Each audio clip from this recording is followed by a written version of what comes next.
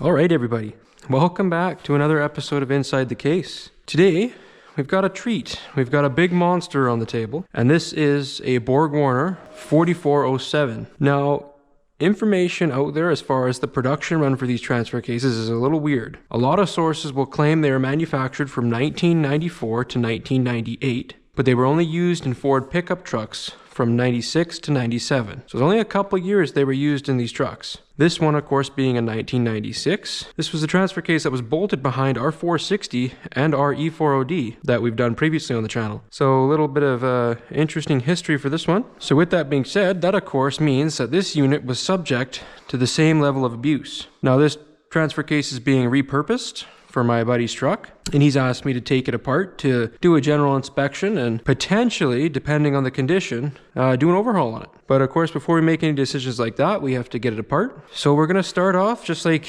well, any other transfer case, and we're going to pull the rear and front output yokes off. They are, of course, 1.25 inches, and a thin wall socket is necessary because we don't have a lot of clearance in here. These were found on the 1996 to 97 F250s and 350s. They're kind of like a big brother to the BorgWarner 1356 that we just recently tore apart. So it's kind of interesting to do these back to back. We can see how much is, or sorry, we can see exactly what was reinforced for the larger or the heavy duty trucks. Now we know from our previous teardowns, from that 460 and that E40D, that this truck was absolutely abused in four-wheel drive. It has done many jumps, many hard shifts, a lot of rocking back and forth because it got stuck. So I'm very excited to see the inside of this unit. Pay no attention to the brand, but this is a T50 IP. So this is, instead of your typical torques, you can see my corners on my IP are squared off versus them being pointed on this normal T50. So if I went in here with this normal T50 with I'd have no problem rounding that off. If I get in here with an IP, or you can call it a square cut T50, that's nice and solid and doesn't move at all. So now I feel comfortable getting the bigger impact on there.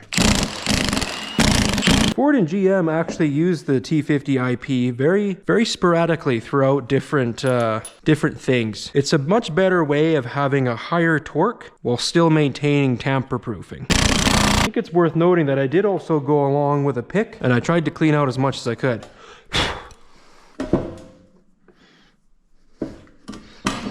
Inspection of this fluid that just came out of the vent. It's not horrible, aside from the obvious dirt that came off the case. Now we're going to crack this guy open. Well, that was easy. Wow. So let's try to get our fluid moving here.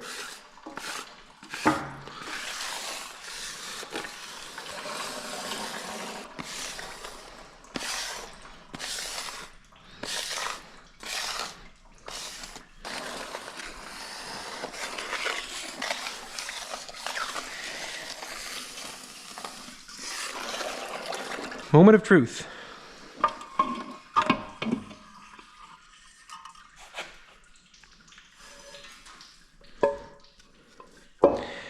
Okay, so compared to our 1356, this thing's actually in, well, I shouldn't say it's in decent shape, but it has less obvious signs of wear. I'll say that. But first thing we'll note are the design differences. I guess we'll actually go over some of the similarities. So our BorgWarner 1356 used almost an identical four-wheel drive shift mechanism here. We can see our splined collar and our oops, the rail's on the other side, and our free spinning engagement collar. So obviously there's our four-wheel drive high, here's our two-wheel drive, and then our further in fork determines our neutral or four-wheel drive low engagement. So we have a plastic four-wheel drive shift fork in this unit, which is kind of whatever.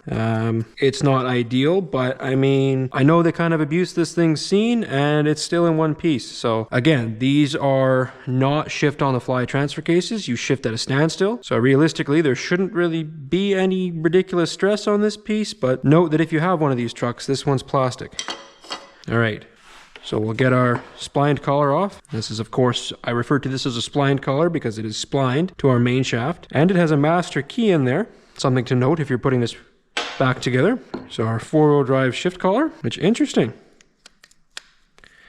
has a spring in there, and that's how we get our cushion shift. So interesting. Again, no synchronizer, so still not a shift on the fly, but you do get a little bit of a cushioned in shift engagement there, which is kind of neat. Okay, so much wider chain than our BorgWarner 1356. It's more on par with the later model New Venture cases. Oh boy, and it's heavy. Okay. Ridiculously large sprocket. I love that. I like that. Huge sprockets. Very strong transfer case. You know it was put into a 3/4 or a 1-ton truck. I didn't show it here, but regardless of how much abuse this thing got, it actually didn't have too much chain slop. I did check beforehand. Okay, let's get our front output shaft out. I absolutely love the size of the journals on this. Everything is just much larger than a 1356. That's awesome. We have two, not one, but two case magnets. So these look identical in size to the one that's found in a 1356, but I guess they put two of them in here because it's a larger transfer case. Okay, so one of the biggest problems with the 1356 is the oil pump case slap. Now we went over this last time where the oil pump on the 1356 will wiggle back and forth as the shaft loads one way and loads the other way. So they do not have this issue in the 4407s because they have this. This is what's referred to as the oil pump plate. Okay? This has a bearing in it that supports the shaft, which is nice. So we now have 3 bearings, or 2 bearings and a bushing on the shaft. But you can see that notch there, that indexes our oil pump. So it still has that wiggling back and forth, and you can see it still has that, a little bit of that problem. There's a little bit of wear here, something to note, but it's not on your case. Okay, if this part gets damaged, it's a lot cheaper to replace this than a whole case. So I think that's pretty cool. I mean, we can see just how much stronger this case is built. I mean, look at this shaft. That is ridiculous. That is a gargantuan piece of steel. I mean, I didn't know a 7.3 or a 460 even made enough power to warrant one of these. That's of course a joke for all those die-hard fans. Don't get mad at me. Okay, so everything else in here seems pretty much identical to the 1356. I mean, we have our neutral / 4-low shift collar, which it's nice that this one isn't plastic because this one obviously sees a lot more stress. The planetary looks to be along the same design. This one, of course, includes a nice bearing in here, which our 1356 did not have. Looks like that's how we set our shim, so we won't put that too far. Now, here's one of the big differences, is our planetary set. You can see this one is a 6-pinion model. The BorgWarner 1356 is a 4-pinion, and we can pull that out. So here's our big old planetary.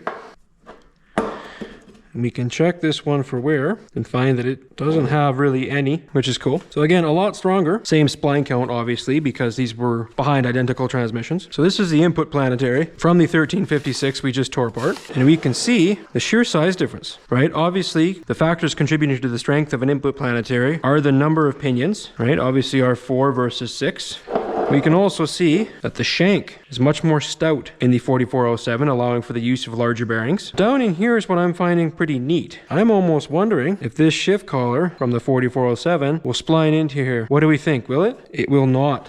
So our diameter is slightly off. It looks really close, but I really wanted to see. So there's a neat side-by-side comparison of the planetaries. We'll get this guy back out of here. So there's our super strong input planetary. Okay, now let's pull out our ring gear. It's retained with a snap ring. There we go. Carefully walk our ring gear out. We can see, looking down at the teeth, it's in pretty dang good shape. Pretty good shape. I see no real wear on that. So that being said, aside from our shift collars, which doesn't need to come out in terms of a rebuild or a service, so I'm going to leave that in. If you did want to take it off, of course you would use a puller and you would